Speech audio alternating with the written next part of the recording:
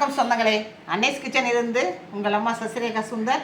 இன்றைக்கி நம்ம கிச்சனில் பார்த்தீங்கன்னாக்கா கருவேப்பிலை வச்சு தான் நான் பொடி செஞ்சு காட்ட போகிறேன்.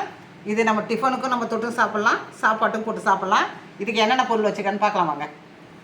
கருவேப்பிலை பார்த்தீங்கன்னா பச்சை கருவேப்பிலையை நல்லா உருவிட்டு அலசி ஒரு 4 கைப்பிடி அளவுக்கு எடுத்து வச்சுருக்கிறேன். 100 கிராம் வெள்ளை முழு உளுந்து, 100 கிராம் கடலைப்பருப்பு, 50 கிராம் பொட்டுக்கடலை, ஒரு 6 பூண்டு பல், பெரிய பூண்டு பல் பார்த்தீங்கன்னாக்கா தோல் எடுத்து வச்சுருக்கேன். 1 டீஸ்பூன் அளவுக்கு மிளகு, 1 டீஸ்பூன் ஜீரகம், 10 காஞ்ச மிளகா, கொஞ்சமாக பெருங்காயத்தூள், தேவையான அளவுக்கு உப்பு. மொத்த பொருள் இது தான். இதை நம்ம வறுத்துட்டு பொடி அரைக்க வேண்டியது தான். அடுப்பத்தை வச்சாச்சு. நம்ம அது மேலே வானல் வச்சுட்டோம். வானல் நல்லா காஞ்சிட்டு இப்போ கடலை பருப்பு வறுத்துட்டோம். இது ஒன்று ஒன்றா தான் தனித்தனியாக வறுத்து எடுக்கணும். ஏன்னா ஒன்று ஒரு மாதிரி கடலை பருப்பு கொஞ்சம் நேரம் கூட பிடிக்கும். பார்த்தீங்கன்னாக்கா கடலை உப்பு பார்த்தீங்கன்னாக்கா நல்லா வறுத்தாச்சு. கூட பொட்டுக்களை ஆட் பண்ணி சும்மா ஒரு பரட்டுனா போதும். ஏன்னா நல்லா முறு இருக்கும். நம்ம ஒரு பரட்டு எடுத்து போட்டால் நல்லா முறு பார்த்தீங்கன்னா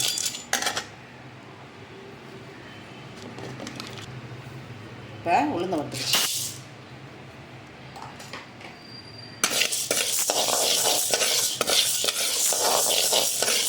உளுந்து பார்த்திங்கன்னா நல்லா ப்ரௌன் கலராக வறுபட்டு போச்சு. நல்லா வாசனையும் வருது. இந்த நேரத்தில் வந்து நம்ம தேவையான அளவுக்கு பெருங்காயத்தூள் அதில் ஆட் பண்ணிக்கலாம். இறக்கிறதுக்கு முன்னாடி ஒரு கிண்டு இறக்கி நம்ம வறுத்து வச்சுக்கிற கடலை பருப்பு கூட இதை சேர்த்து வந்துட்டாங்க.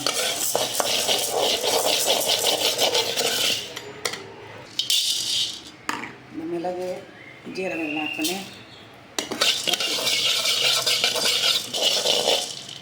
மிளகு சேர்த்து வறுக்கும் போதே நம்ம இந்த காஞ்ச மிளகா ஆட் பண்ணிக்கலாம். இந்த மிளகா மிளகு எல்லாம் நல்லா வறுபட்டு போச்சு. நம்ம தட்டுக்கு மாற்ற வேண்டியது தான். இந்த பூண்டையும் நல்லா வறுத்து எடுத்துக்கலாம்.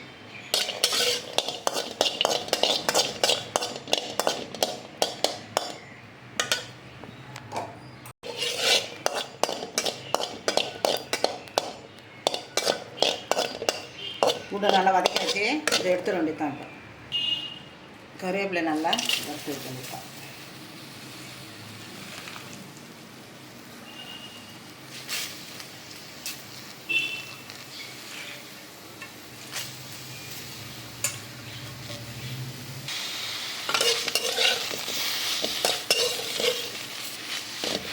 ஈரப்பதம் போகிற வரைக்கும் நம்ம நல்லா வறுத்து அப்புறம் இதில் ஆட் பண்ண வேண்டியதான். ஈரப்பதம் போகிற அளவுக்கு நல்லா வறுத்தாச்சு. இப்போ நம்ம கேஸ் ஆஃப் பண்ணிட்டு இறக்கி வைக்க வேண்டியது தான். ஒரு 10 நிமிஷம் இதெல்லாம் ஆறின பிற்பாடு நம்ம மிக்ஸி ஜாரில் போட்டு எடுக்க வேண்டியது தான்.